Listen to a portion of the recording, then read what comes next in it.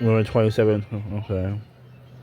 Out of these 8 beloved YouTubers, which one has the absolute fewest haters? Well, let's begin with Dr. Derek Muller, famously known as Veritasium, whose reinvention of the YouTube education scene was only one of the reasons why his reputation is spotless. As an engineering physicist, Derek would officially establish Veritasium as a science video blog in 2011, first teaching his viewers the simplest scientific concept. Everything is made out of atoms, so it's really important to understand the atomic concept if you're going to understand the rest of science. But in the following years, he pushed the boundaries of science YouTube by uploading Really? How far?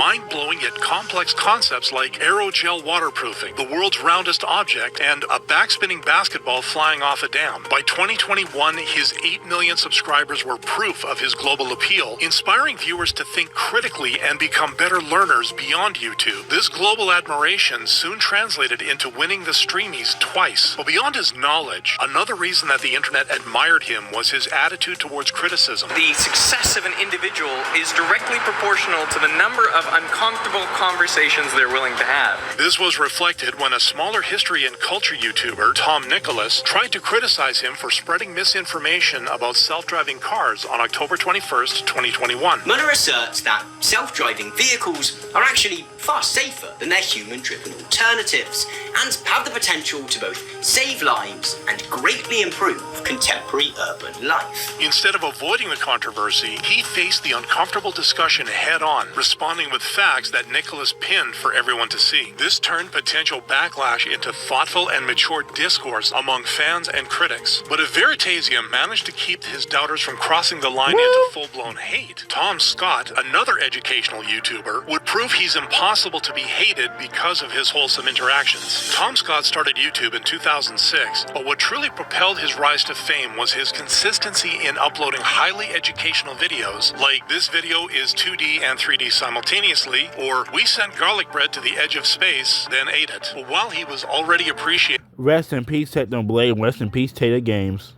for his dedication, his warmth and kindness in his social interactions stood out. All right, do we have another character, or are you just you now? Oh, no. Tom did continue to bless the internet with his weekly uploads until January 1st, 2024, when he unfortunately announced that he was taking an indefinite break. Nonetheless, fans had nothing but overflowing love and support. Ultimately, Tom Scott already stepped away with an amazing legacy, a path awaiting the Outdoor Boys, a 10 million subscriber camping channel, who despite having a few trolls, continue to inspire fans globally. First known for his fishing I've seen content, his face Luke would before. expand this passion and create the Outdoor Boys in 2015, where he started documenting his camping adventures with his family. Luke, Tom, and Nathan here with the Outdoor Boys YouTube channel, and today we're going out. Are you serious? I'm back. 15, where he started documenting his camping adventures with his family. Luke, Tom, and Nathan here with the Outdoor Boys YouTube channel, and today we're going out That ad was worthless. The ad was worthless, very well. By the way. and doing a wilderness survival video. In every video, Luke would not only show his it's a good survival story, skills, Pop-Tart. but also his good heart as a father and husband. Well, guys, is this warm? Yeah. Aside from that, Luke did parents a huge favor by sharing his hilarious parental hacks, making everyday challenges a little easier. We've got 3 kids in the bag. We're going to put them on top of the car, and I'm going to drive them out to a spot that I've got planned to relocate them. I'm going to show you how to safely relocate children. But not all his viewers appreciated his humor, because on June 30th, 2018, Luke revealed he had his share of trolls. Cheryl Aguirre asked, "Why did you throw the baby and the toddler?" Well, Cheryl, I love my children equally, so I treat them equally.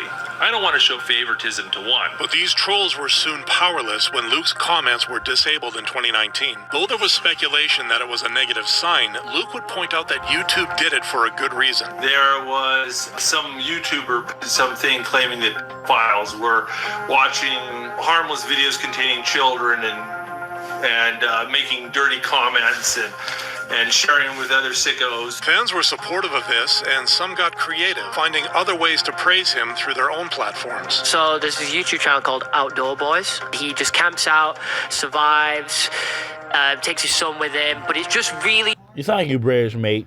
wholesome. In the end, the Outdoor Boys fan base going the extra mile proved he has almost zero haters. Much like Vsauce, whose declining YouTube presence could have sparked hate, but instead had an opposit effect. Launched in 2010, Vsauce initially focused on video game-related content. Oh my gosh, all these old people.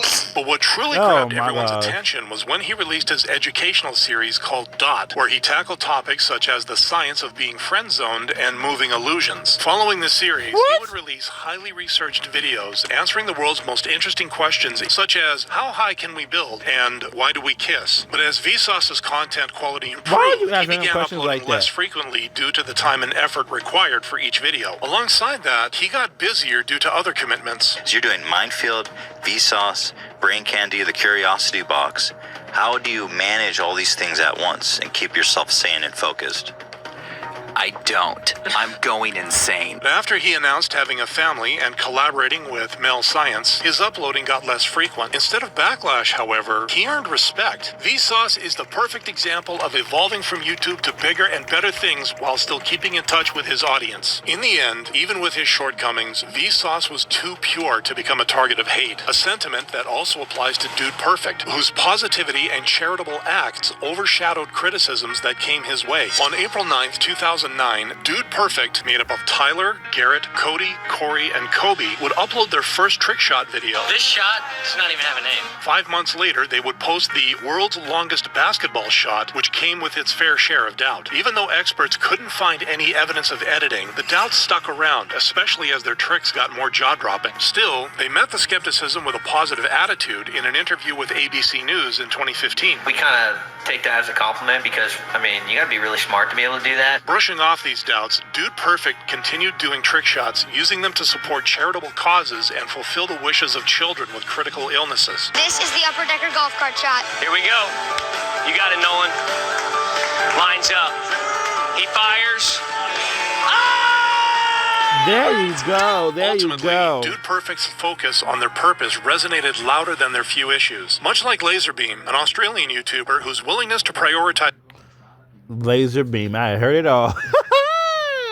values over money won the hearts of everyone. Since starting his YouTube journey in 2015, Laserbeam didn't hold back in showing his hilarious gaming moments and his quirky side. You've been highly. Please leave. What? You racist son of a bitch. Telling me to leave? I haven't even robbed the place yet. This unapologetic authenticity kept people coming back for more, skyrocketing his subscribers to 100,000 in just 6 months after joining YouTube. But his greatest challenge came in 2017 when YouTube's demonetization policies hit his channel hard. Instead of complying, Laserbeam stayed true to himself, refusing to switch to a family-friendly channel. I enjoy very offensive humor. I enjoy swearing. It's who I am. I'm not going to change for money. Even if that meant he had to move back to his parents' house just to continue putting out authentic content. Like a true legend, stays himself and sticks to his guns in the face of adversity. Laserbomb, there you are go. the true bloody legend of all bloody legends. There His you decision go. to choose quality over money made Laserbeam loved by many, proving that being unapologetically yourself is a trait that's hard to hate. Much And like YouTube, take that in your face, put that in your face, and blow it up. 3 million. YouTube in general, if YouTube guidelines strictly want all YouTubers to be kid friendly, here's the thing: everybody has that end to be kid friendly. Everybody likes kids, and they have the channel based off of kid friendly stuff. Not everybody can be kid friendly. It's not a lot of people's nature, their mindset. A lot of YouTubers, they can't be kid friendly. Speed, he is not kid friendly. He's the second most YouTuber that cusses. That's the game is number 1. Speed is number 2. Ask Gemini, he'll tell you.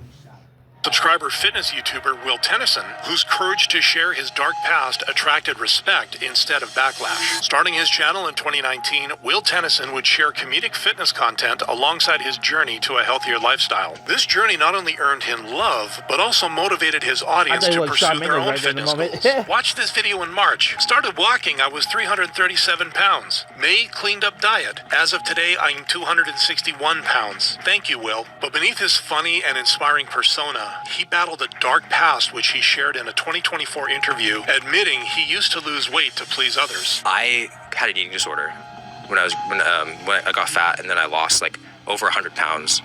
How long? Very rapidly. High quality. Hang on, y'all. Back, y'all. Freaking ads in my nerves. The dark past, which he shared in a 2024 interview, admitting he used to lose weight to please others. I had an eating disorder when I got fat, and then I lost like over 100 pounds.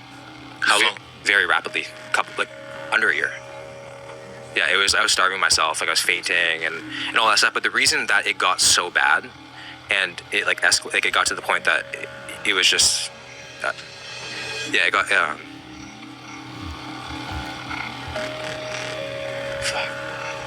I don't talk about this much, and I just wish I could kind of go back and be like, stay locked in, remember why you're doing it. Don't think about, what other people are saying, because they don't really know what you're going through. Instead of being judged, the internet celebrated Will's vulnerability as they connected with him on a deeper level. I love Will for his humor and levity, but I am absolutely here for vulnerable Will getting honest about his past and struggles. I really loved hearing this side of him. But while Will captured the internet's heart by openly sharing his struggles, Mr. Beast crew member Chandler held on to the same status with his character and the guidance of a higher power, even when the brand left him in a position where hate seemed possible. Initially, Mr. Beast's part-time janitor in 2017, Chandler would be unexpectedly invited to participate in the Last to Leave Circle Wins $10,000 challenge. So what do you think? What do you think their competitive edge over these guys is? I'm crazy. You have what now? Or You look like somebody who's starting Power Rangers. You like one of the next Power Rangers. That look like you're starting Power Rangers. Yes. oh, you think Doritos and Gushers? is that your competitive edge? Yeah. But while he lost that challenge, he instantly became a fan favorite because of his charming personality. We want Chandler!